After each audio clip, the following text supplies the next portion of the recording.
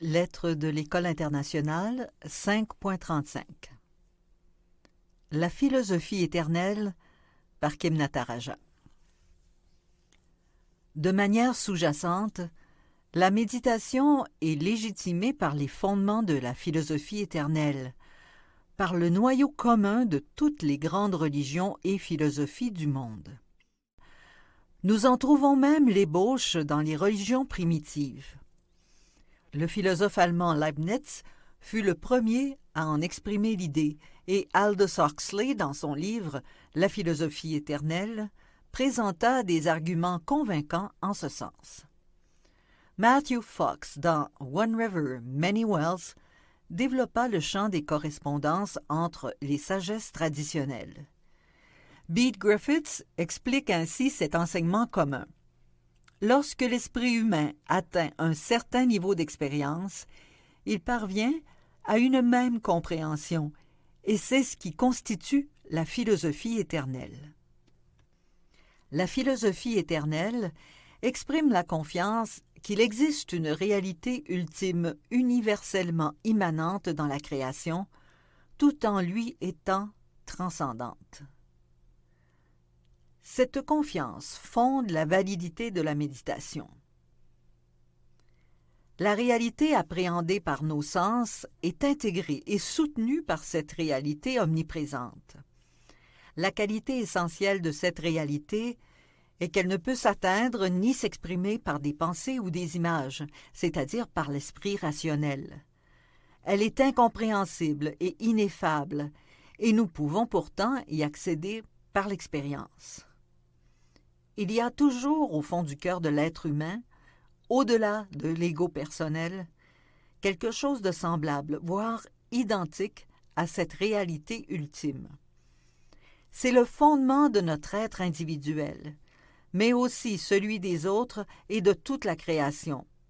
C'est là que nous sommes tous un. Nous faisons partie de la trame universelle de la vie. Bien que nous paraissions séparés en surface, nous sommes tous des puits reliés à la même source.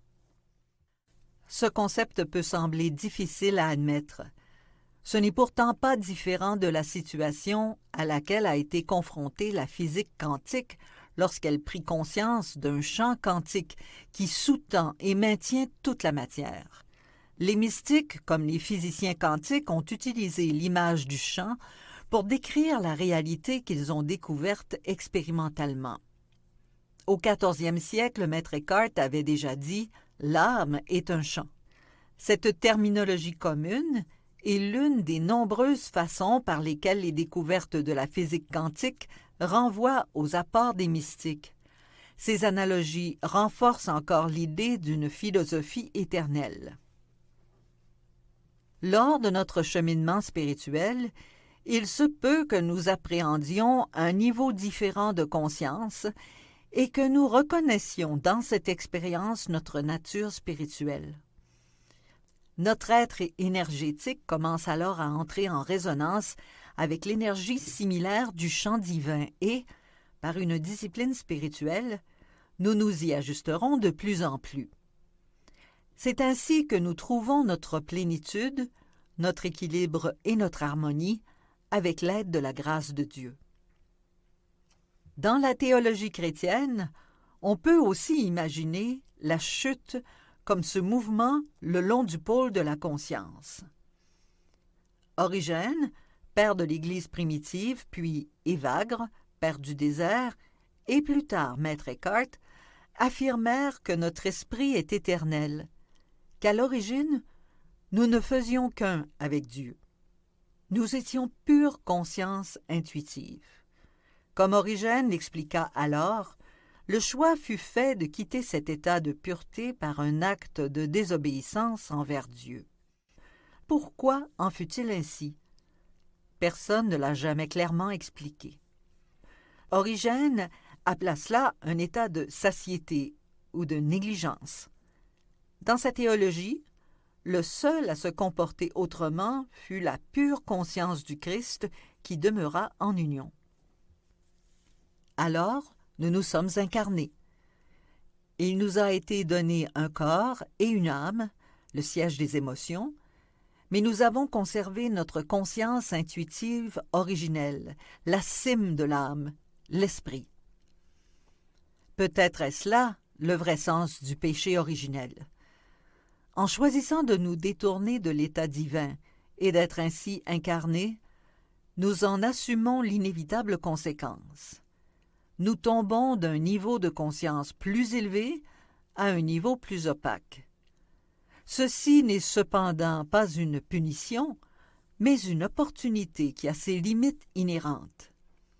Les besoins vitaux nécessaires à ce niveau matériel nous sont donnés, mais aussi le choix de ne pas nous cantonner au niveau matériel de l'ego et à ses besoins de survie pour nous souvenir plutôt de notre origine divine au moyen d'une discipline spirituelle.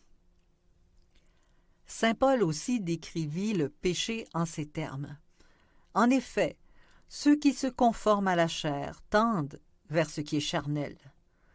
Ceux qui se conforment à l'esprit tendent vers ce qui est spirituel. Et la chair tend vers la mort, mais l'esprit tend vers la vie et la paix. Paul ne faisait-il pas là une distinction entre différents niveaux de conscience? Par la chair, il signifiait peut-être les pulsions de l'ego et opposait l'attrait pour l'ego à notre être profond véritable.